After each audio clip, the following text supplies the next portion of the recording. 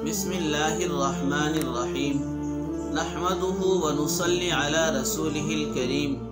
सम्मानित नाज़रीन, प्रत्येक एकजन सचेतन व्यक्ति मुमिन मुसलमानेर जन्य এই বিষয়ে জানা অতি জরুরি এবং আবশ্যকীয় যে একটি হালাল পশু হালাল হিসাবে জবাহ করার পর তার কোন কোন অংশটি খাওয়া হালাল এবং জায়েজ, আবার কোন কোন অংশটি খাওয়া নাজায়েজ। তবে একটি হালাল পশু যখন হালাল হিসাবে জবাহ করা হয় তার 60টি অংশ খাওয়া নাজায়েজ এবং হারাম। নম্বর 1, প্রবাহিত রক্ত, যাকে আরবি ভাষায় দামে মাসফু বলা হয়। যদি মাংসর সাথে কিছু রক্ত থাকে সেটা হারাম হবে না, বরং মাংসর সাথে খাওয়া জায়েজ হবে। নম্বর 2, নর পশুর যে অন্ডকোষ রহিয়াছে যাকে আরবি ভাষায় খুসিয়া বলা হয়।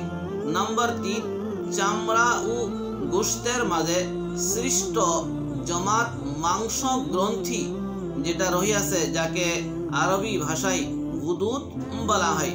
নম্বর 4, নর ও মাদি পশুর যে মূত্রথলি রহিয়াছে। নম্বর 5, যে পিত্ত রহিয়াছে সেই পিত্তও খাওয়া জায়েজ বা বৈধ নয়। নম্বর 6, নর প্রাণীর যে পুলিঙ্গ রহিয়াছে সেটা। নম্বর 7, মাদি প্রাণীর যে স্ত্রী লিঙ্গ রহিয়াছে। এই 7টি জিনিস বাদে একটি হালাল পশুর বাকি সমস্ত জিনিস খাওয়া জায়েজ এবং বৈধ।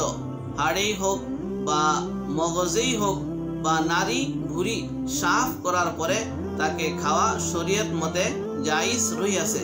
তবে কিছু উলামায়ে কেরামের মতে যে রাজহাড় বা মেরুদণ্ড রহিয়াছে, এই মেরুদণ্ডের যে হাড় রহিয়াছে এই হাড়ের ভিতরে যে সাদা মগজ রয়েছে সেই মগজটা খাওয়া মাকরু।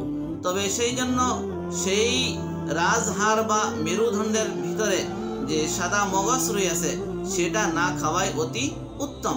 ঠিক এমত হিসাবে আমাদের গ্রামে অনেক মানুষে মুরগি পালন করে।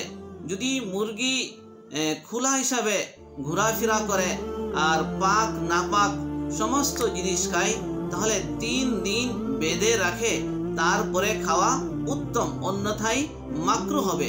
আর যদি খোলা থাকে না বা খোলা থাকলেও খোলা হিসাবে ঘোরাফেরা করলেও নাপাক জিনিস খায় না তাহলে যে কোনো সময় সেই মুরগি হালাল হিসাবে জবাহ করে খাওয়া জায়েজ এবং বৈধ হবে, আর মাকরু হবে না।